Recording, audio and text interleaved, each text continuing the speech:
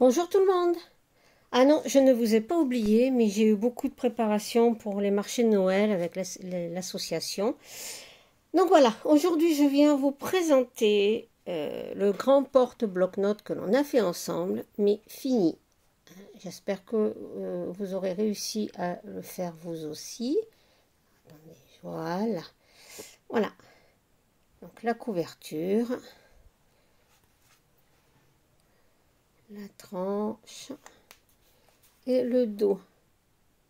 Et j'ai fait une petite fermeture avec un bracelet de montre. J'ai refait le bracelet parce que il était en plastique et c'était pas du tout souple. Donc je le refais avec du tissu. Et voilà, quand on l'ouvre, il se présente comme ceci. J'aime beaucoup, j'adore le steampunk, je l'adore. Donc, vous vous rappelez, le rabat. Dedans, j'ai mis, donc moi, pour la pochette, une petite enveloppe dans laquelle la personne pourra glisser un petit mot, quelque chose. Voilà. Donc là, le porte-bloc-notes, ça c'est la pochette dans laquelle il se glisse. Vous vous rappelez, je vous l'avais déjà montré. Le porte-stylo, la tranche. Et là, c'est notre pochette. Donc, avec les scratchs, on ouvre comme ceci.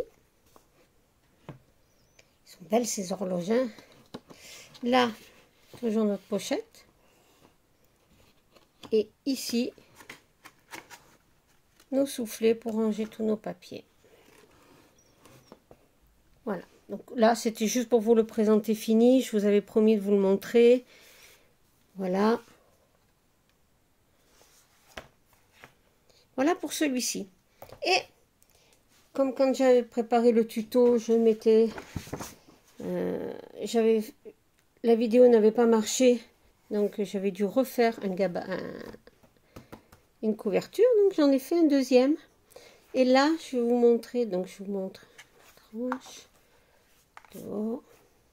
Le dos. C'est tout à fait un autre style. Et oui, c'est l'idée que j'avais. J'ai changé. Je n'ai pas mis le rabat en haut. J'ai fait le rabat, mais sur le côté. Comme ceci, il s'ouvre comme un livre. Et là, vous avez une pochette ici et une autre pochette là. Toujours pour glisser notre carnet dedans.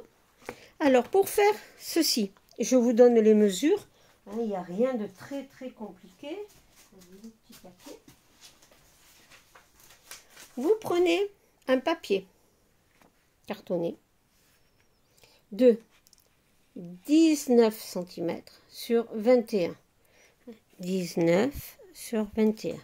Sur les 19, vous faites un pli à 2 cm, puis encore un pli de 1 cm et demi, ce qui fait à 3 cm et demi. Le pli de 1 cm et demi, c'est celui-ci. Et le pli de 2, c'est celui qui est là-dessous, qui colle, en fin de compte, notre rabat à notre couverture. Voilà, c'est la seule chose que j'ai changé. Après, c'est tout à fait un autre style. Je l'aime bien, celui-ci aussi. Il est très vintage.